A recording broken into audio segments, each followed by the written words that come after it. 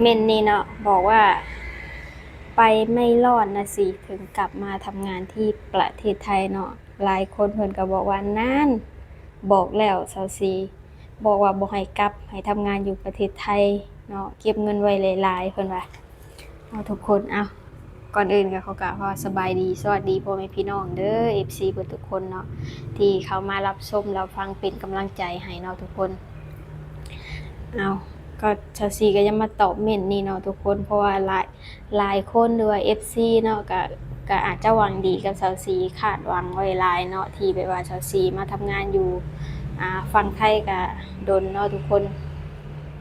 พอปีที่แล้วนี่กลับไปอยู่บ้านประมาณปี1ปี4เดือนเนาะทุกคนอ่ามันก็อยากอยากว่าคือ FC เว้าก็ได้เนาะกลับไปอยู่บ้านมันไปบ่รอด ไปบ่รอดก็คือเรื่องเงินเรื่องคำเนาะมีส่ำใดแต่คันเฮาอ่าเงินบ่เข้ามันก็เบิดได้ทุกคนก็ตามที่ทุกคนเข้าใจหั้นแหละเนาะคันแบบเฮาหาเงินได้อยู่ดีๆพอกลับไปอยู่บ้านเฮามันบ่มีรายได้ก็ไปบ่รอดก็ต้องมาคือเก่าเออก็เข้าใจเนาะแต่ก็อย่าพอซ้ำเติมกันเนาะทุกคนบ่ให้ซ้ำเติมกันเพราะว่ามันเลือก ไผก็เลือกบ่ได้เนาะเลือกเกิดบ่ได้เนาะอ่าเพราะว่าก็ตามที่เห็นเนาะเมื่ออยู่บ้านก็ก็พยายามเนาะเลี้ยงไก่ปลูกผักบืนไปเนาะทุกคนชีวิตเซาซีเวลาเซาซีเล่ามานี่นะทุกคนมันเป็นเรื่องจริงในชีวิตแต่ว่าเซาซีก็บ่ได้อายเนาะว่าเป็นจังไดเกิดในครอบครัวธรรมดาเนาะปานกลางเนาะทุกคน รวยก็บ่รวยว่าสิจนแท้ก็บ่จนมันก็อยู่ในอันปันธรรมดาอยู่แต่มันก็ต้องดิ้นรนอยู่เนาะแล้วก็กลับไปอยู่บ้านตอนที่แรกก็ตั้งใจเนาะทุกคนอ่าชีวิตน่ะก็ตั้งใจเก็บเงินสร้างบ้านตัวบ้านน่ะแล้วแต่ตอนกลับไปนะเรือนครัวอิหยังเป็นเสาอยู่ทุกคนตอนแรกก็บ่ได้คิดว่าจะกลับไปตอนนั้น ว่าอยากให้เรือนครัวอีหยังแล้วเรียบร้อยก่อนจังกลับจังซี้นะแล้วก็อยู่จักปี2ปีพอได้เก็บเงินแต่บ่ฮู้อิหยังดลบันดาลเนาะทุกคน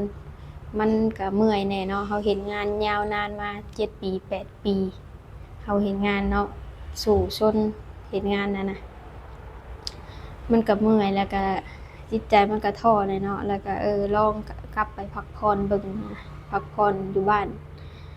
ก็ปี4เดือนเนาะทุกคนกลับไปอยู่บ้านก็เงินเบิดคือว่าแหละทุกคนเลยเพราะว่าค่าใช้จ่ายมันก็หลายอยู่มายิบมาย่อยเนาะทุกคนมันก็บ่แม่นว่าตุ้มๆๆทีเดียวดอกมันมายิบมาย่อยว่าแล้วกันเนาะคืออยู่บ้านอ่หาคบหากินก็แม่นอยู่แต่ส่วนมากเราก็ใช้เงินคือเก่า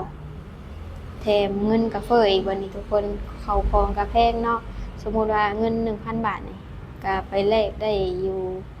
อ่า680,000กีบเนาะคือเฮาไปตลาดนี่ซื้อบ่กี่อย่างก็เบิดแล้วเนาะคือเงิน100 200เฮาไปตลาดนี่ซื้ออยู่ฝั่งนี้มันก็หิวเต็มพวงมือแล้วเนาะบ่จักหมากไม้บ่จักอิสังนั่นน่ะเนาะเป็นมันต่างกันในทุกคนเนาะคือแบบอ่า อันปลูกผักปลูกหญ้าไปขายซะได้สัก100 200เนาะทุกคนคือจะสีเว้าไปซื้อเนื้อซื้อหยังก็โลละ200กว่าเลยเนาะเออ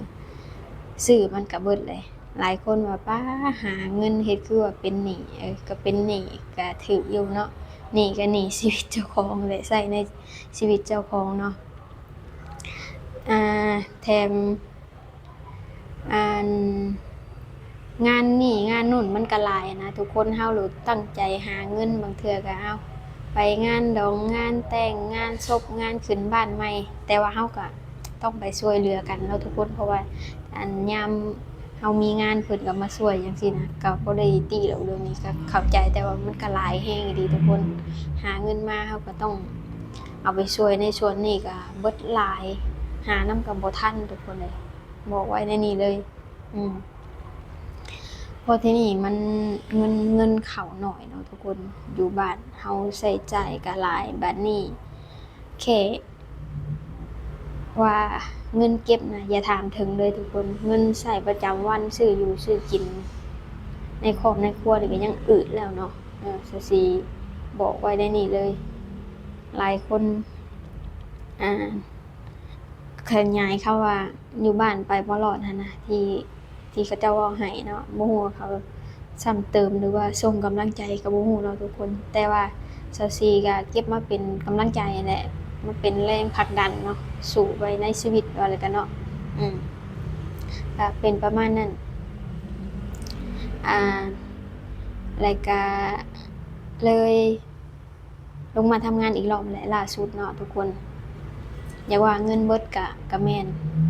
เนาะมันอยู่บ้านมันก็พอได้แต่อยู่แต่กิน